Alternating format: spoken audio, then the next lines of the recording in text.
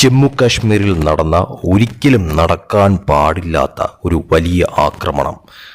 മുസ്ലിം തീവ്രവാദികളുടെ വളരെ ക്രൂരമായിട്ടുള്ള ആക്രമണം. അതും മതമേതാണ് എന്ന് തിരിച്ചറിഞ്ഞുകൊണ്ട്, മുസ്ലിം അല്ല എന്ന് ഉറപ്പുവരുത്തിക്കൊണ്ട് ഹിന്ദുക്കളെ ടാർഗറ്റ് ചെയ്ത് കൊന്നുകളഞ്ഞ അതിക്രൂരമായിട്ടുള്ള കാഴ്ച.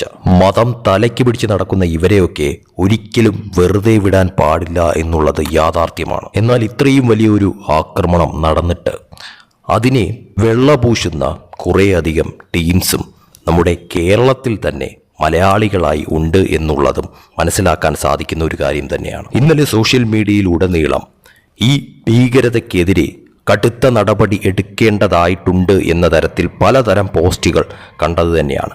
പക്ഷേ അതിലൊക്കെ തന്നെ പലതരത്തിലുമുള്ള കമൻറ്റുകളും വന്നത് തന്നെയാണ്.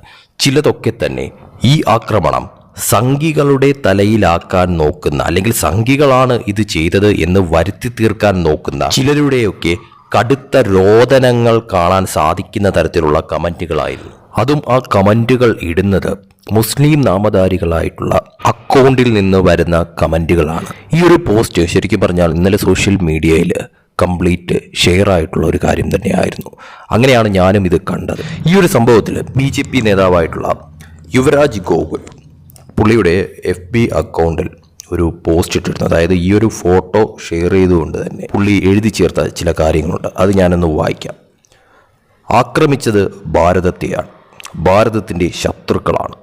അതിന് വെള്ളപൂശുന്ന ഇവർ പാകിസ്ഥാനികളോ അഫ്ഗാനികളോ അല്ല, എൻ്റെയും നിങ്ങളുടെയും ഭാഷ സംസാരിക്കുന്ന നമ്മുടെ ചുറ്റുമുള്ളവരാണ് എന്ന രീതിയിൽ എഴുതി ചേർത്തുകൊണ്ട് ആ കമൻറ്റുകൾ കംപ്ലീറ്റ് ഒരു പോസ്റ്റാക്കി FB പേജിൽ ഇടുകയായിരുന്നു. നമ്മുടെ രാജ്യത്ത് ഇങ്ങനെ നടക്കാൻ പാടില്ലാത്ത ഒരു കാര്യം നടക്കുമ്പോഴത്തേക്കും എല്ലാ രാഷ്ട്രീയ വിരോധങ്ങളും മാറ്റിവെച്ചുകൊണ്ട് നമ്മൾ രാജ്യം ഒറ്റക്കെട്ടായി നിന്നുകൊണ്ട് ഈ ഭീകരതയെ തുടച്ചു നീക്കേണ്ടത് വളരെ അനിവാര്യമായിട്ടുള്ളൊരു കാര്യം തന്നെയാണെന്ന കാര്യത്തിൽ സംശയമില്ല. പ്രത്യേകിച്ച് ഇത് ഇന്ത്യ പാകിസ്ഥാൻ ആ ഒരു തരത്തിൽ കാണാൻ പറ്റാതെ ഇത് ഒരു മതത്തിൻ്റെ പേരിൽ കൊന്നൊടുക്കുന്ന തരത്തിലോട്ട് കാര്യങ്ങൾ മാറിയിരിക്കുന്നു എന്നത് അതിക്രൂരമായിട്ടുള്ളൊരു കാര്യമാണെന്ന കാര്യത്തിൽ സംശയമില്ല.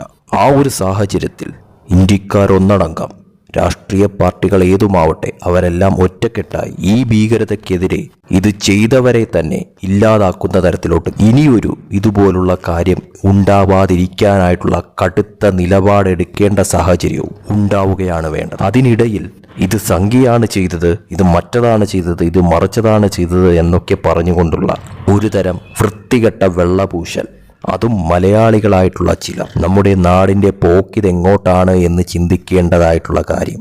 എന്തുണ്ടായാലും എന്ത് ചെയ്താലും സംഘികളെ മാത്രം കുറ്റപ്പെടുത്തുക, വേറെ ഒരു തരത്തിലും ഒരു ഭീകരവാദ പ്രവർത്തനങ്ങൾ നടത്തുന്നവരെയും ഒരു ഭീകരവാദിയെയും കുറ്റപ്പെടുത്താതിരിക്കുക എന്ന തരത്തിലുള്ള ചിന്താഗതി ഇതൊരിക്കലും ശരിയായിട്ടുള്ള ഒരു കാര്യമല്ല.